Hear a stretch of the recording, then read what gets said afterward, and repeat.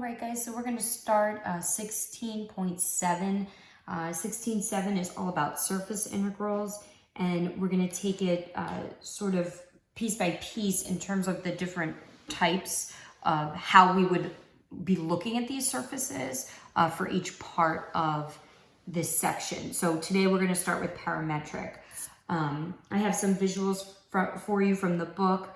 But essentially what I want you to start the section thinking about, and I hope this is easy for you to sort of wrap your brain around, we're going to be evaluating surface integrals. Surface integrals and surface area are related to each other very much like line integrals are related to arc length.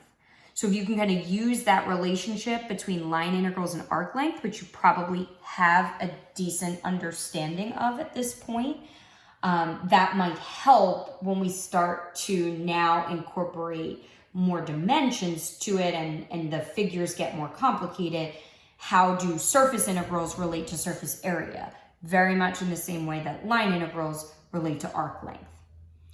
So I just have a lot of background for you. We're actually only going to run through a single example today, but it's more about sort of laying the baseline and kind of understanding what the figures are and kind of how they're playing out and relating to this idea of a surface integral.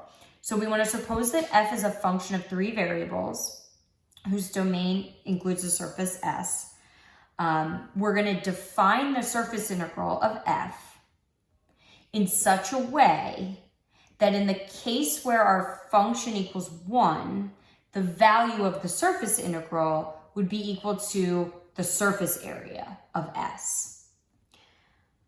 So kind of let that sink in, because I think that's kind of a lot of words.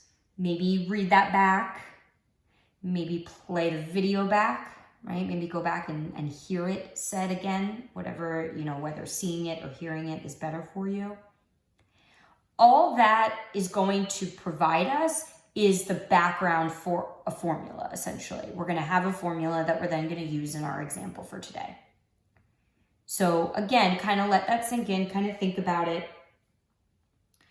And we're going to, for today, talk about parametric.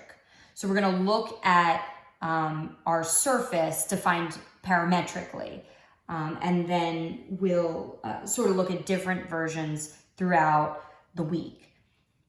So again, if it's parametric, right, we have like our three components here, each functions of u and v. Those would be our parameters. We're going to assume that D is a rectangle, and we're going to split that into subrectangles, which have area delta U, delta V. Those subrectangles correspond to patches on S, and the area of S, delta S, right, the area of those patches would be the magnitude of the cross product times delta U, delta V. This was something we discussed in the previous section. And I have that visual for you in case you want the picture, right? So you have D, you have your sub rectangles corresponding to patches on S. So we're going to use that information so that we can evaluate a surface integral. We're going to do the double integral over D, and we're going to have F, and then we're going to have our magnitude of our cross product. So we're going to use that formula to help us with our first example. Now, before we get into that actual example, I just want to remind you what we saw with line integrals. Because again, line integrals, we've already done those. We probably, hopefully, understand those pretty well. So if I can relate the formulas that we used there to what we're doing now with surface integrals, I think I might understand that a little bit better. So if you remember, we saw something that looked like this for line integrals, right? If we were evaluating the line integral of f ds, one of the ways that we could do that, we had a lot of variations there, but one of the things that we looked at was this way, right? Where we did f of our vector function and then times our magnitude, but of our velocity, right? So essentially you have a very similar setup with your double integral for the surface integral. F of my vector function, and then I have my magnitude. So you can kind of see those similarities between the line integral and the surface integral. So let's try an example, see how this goes, and hopefully the example will help us to better understand. So I'm going to try to leave my formula there for you. Okay, and here's our first example, or actually our only example for today. We're gonna, again, try to take this nice and slow, no reason for us to rush at this point. So we wanna compute the double integral over s of x squared ds. S is gonna be the unit sphere, x squared plus y squared plus z squared equals 1. So again, we're talking parametric, so I want to define each of those components, right? So we're talking about this sphere, right? So x would be sine phi cosine theta. Y would be defined as sine phi sine theta. And z would be cosine phi. Where, remember, phi is bounded by, and we've had this discussion a lot because phi is that angle created with the positive z-axis, right, coming down from the positive z-axis. So it's bounded between 0 and pi, and theta is, you know, our good old friend theta, bounded between 0 and 2 pi. So then we have to think about those are just our components there, right? So if I think about what that means in terms of r of phi theta, I'm going to have this vector function, right? I'm going to have sine phi cosine theta, sine phi sine theta, cosine phi. And then what I'm going to need in my integral, right? I have this now. I have my vector function, but I'm going to need the magnitude of the cross product. We actually did that in one of our examples in the last section. So if you forget, or if you'd like to do it again, you certainly could, right? But I'm not going to go through that entire thing again. So hopefully you could find your two vectors there, r sub phi and r sub theta. We're going to do the cross products, we're going to do the magnitude, and we end up just getting sine phi. So this would be a good point if you wanted to, in the video, even to pause the video, try that on your own. You know, it is a somewhat time-consuming process, so it's just to make sure that you fully understand how to do that. Be good practice, good review. So I think I'm ready to go ahead and start plugging into my formula, right? So I'm going to do, this is what I'm being asked to find, right? So I'm going to have my double integral over d, which I'll fill in a second. F of, and then my vector function. So f is, I have this x squared, right? That's what's there. But I want f of my vector function. So x squared, well, the x is just this part, right? So it would be sine phi cosine theta, that whole thing squared. Then I need the magnitude of my cross product, which would be my sine phi, and then dA. I'm just going to go ahead and I'm going to fill in my, all I did was use my formula, right? And now I have this double integral, and I'm going to plug in my bounds. I'm also going to apply that power. So I'm going to have 0 to 2 pi, 0 to pi, sine squared phi, cosine squared theta, sine phi, d phi, d theta. And I can actually split this up. If you remember from previous sections, we learned that if I'm able to sort of separate my integrand so that it's just something involving the one variable times just something involving the other, I can split those up. So I'm going to split up. So I'm going to have from 0 to 2 pi cosine squared theta d theta. And then I'm going to have from 0 to pi for my phi portion. Now I have sine squared and sine, so that's going to give me sine cubed phi. This is a fabulous exercise in recalling your favorite trig identities. So I'm going to remind you of a couple trig identities here. Okay, so here's one that I'm going to remind you of. Cosine squared, and this one's on the window at school, right?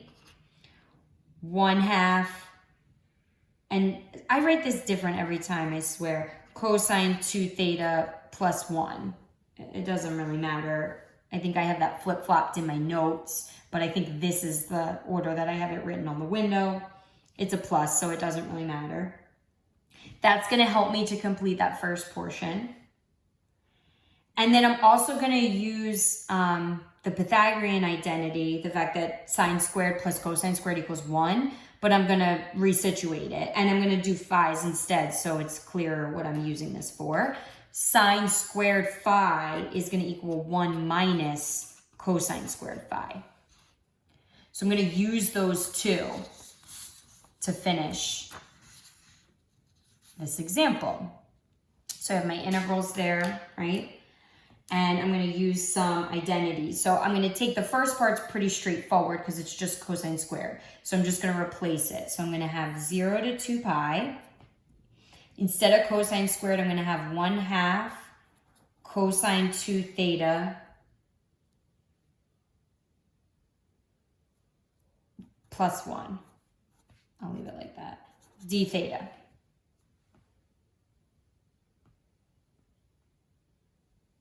So that's that first portion.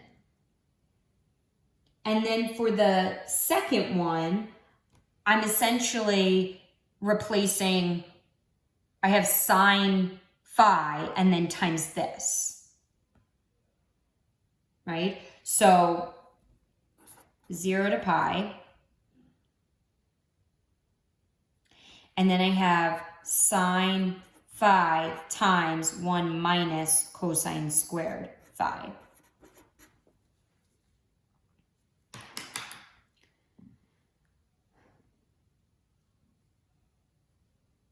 So I could do a couple things here. I could either distribute the 1/2 or I could pull it out in front. It really doesn't matter. I guess I'm going to pull it out in front. I guess that's how I did it initially. So I'm going to pull that 1/2 out in front. I have 0 to 2 pi cosine 2 theta plus 1. And then I have 0 to pi, and I have sine phi minus sine phi cosine squared phi.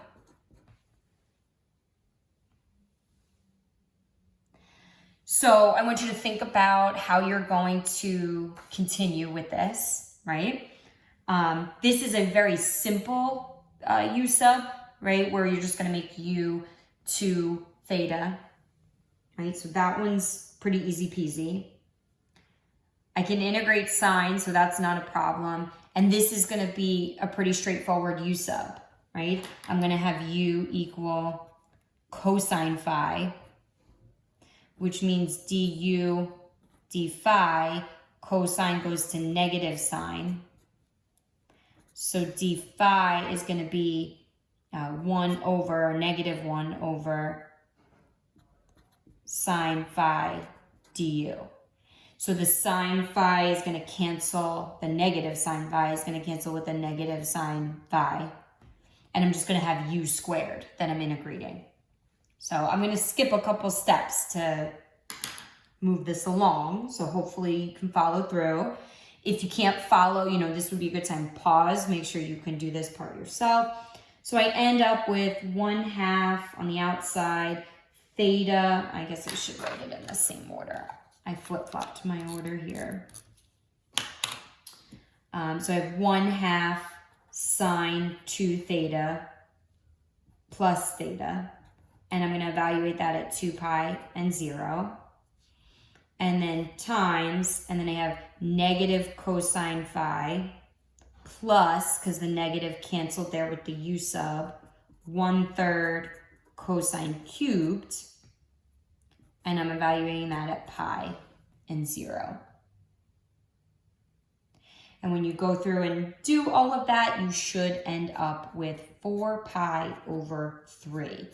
So definitely some opportunity in that example. It's a pretty long example, and I skipped a lot of the in-between steps. So I really want you, considering that's all that we're gonna do for today, I really like it if you could pause the video along the way, make sure you can still do that cross product, find the magnitude, right, for r sub phi times r sub across with r sub theta, making sure you can do these u substitutions, actually plugging all these values in. I didn't show any of that, so I'd love you to do those. Make sure you come out with the same answer, and if for some reason you don't, or maybe I made a mistake, that would be a great comment to leave for our discussion for today. Okay, and try any of the homework that you want to start, any of the ones that are parametric. You can go ahead and do that for today. Tomorrow we'll look at defining our graphs of functions when we have z equals a function of x and y.